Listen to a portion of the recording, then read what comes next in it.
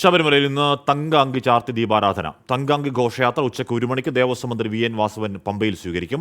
വൈകിട്ട് 6 മണിക്ക് സന്നിധാനത്തെത്തും. 6:30ക്കാണ് തങ്കാങ്കി ചാർത്തി ദീപാരാധന. ഘോഷയാത്രയോടനുബന്ധിച്ച് രാവിലെ 11 മുതൽ വൈകിട്ട് 5 വരെ പമ്പയിൽ നിന്ന് തീർത്ഥാടകരെ കയറ്റി വിടില്ല.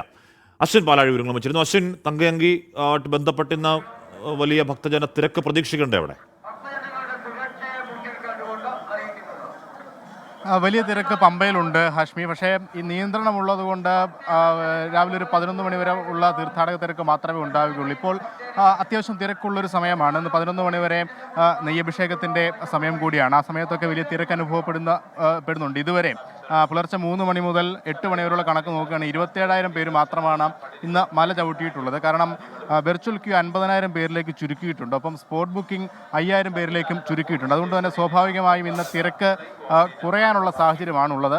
ഈ 18-ാം പടിക്ക് താഴെയൊക്കെ ആണെങ്കിൽ പോലും നടപ്പന്തലിലൊക്കെ തിരക്ക് സാമാന്യം കുറഞ്ഞ, കഴിഞ്ഞ ദിവസത്തെ അപേക്ഷിച്ച് കുറവാണ് എന്നുള്ളത് വേണം പറയാൻ. ഇനിയിപ്പോൾ 11 മണി മുതൽ തീർത്ഥാടകരെ കടത്തിവിടില്ല എന്നുള്ളത് കൂടിയുണ്ട്. ഇനിയിപ്പം ഈ തങ്കയങ്കി ഘോഷയാത്ര എത്തി ദീപാരാധന നടത്തിയ ശേഷം മാത്രമേ തീർത്ഥാടകർക്ക് ഇനി ദർശനം ഉണ്ടാവുകയുള്ളൂ 11 മണിക്ക് ശേഷം. അതുകൊണ്ട് തന്നെ ഇനിയിപ്പോൾ 11 മണി കഴിഞ്ഞ് തീർത്ഥാടകരുടെ തിരക്കുണ്ടാവില്ല.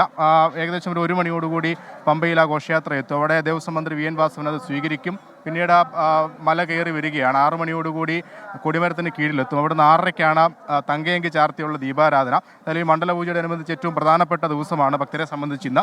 നാളെ മണ്ഡലപൂജയാണ്. നാളെയും കടുത്ത നിയന്ത്രണങ്ങളുണ്ട്. നാളെ 60,000 പേർക്കാണ് ദർശനമുള്ളത്. അതിനുശേഷം 5,000 പേരെ സ്പോട്ട് ബുക്കിങ്ങിലൂടെയും കടത്തിവിടും. കടുത്ത നിയന്ത്രണങ്ങളും ഒപ്പം ഇന്ന് ഹെലികോപ്റ്ററിലുള്ള നിരീക്ഷണവും ഒക്കെ ഉണ്ടായിരുന്നു. ADGP S ശ്രീജിത്ത് നേരിട്ടെത്തിയുള്ള നിരീക്ഷണവും എല്ലാം നടക്കുന്നുണ്ട്. അതിലും സുരക്ഷാ ക്രമീകരണങ്ങളെല്ലാം പക്കായാണെന്ന് പോലീസ് പറയുന്നുണ്ട്. ഒപ്പം തീർത്ഥാടകരുടെ നിയന്ത്രണവും എല്ലാമായി. എന്തായാലും ഇന്ന് തീർത്ഥാടകരെ സംബന്ധിച്ച് വളരെ പ്രധാനപ്പെട്ട ദിവസമാണ് കാശ്മീർ.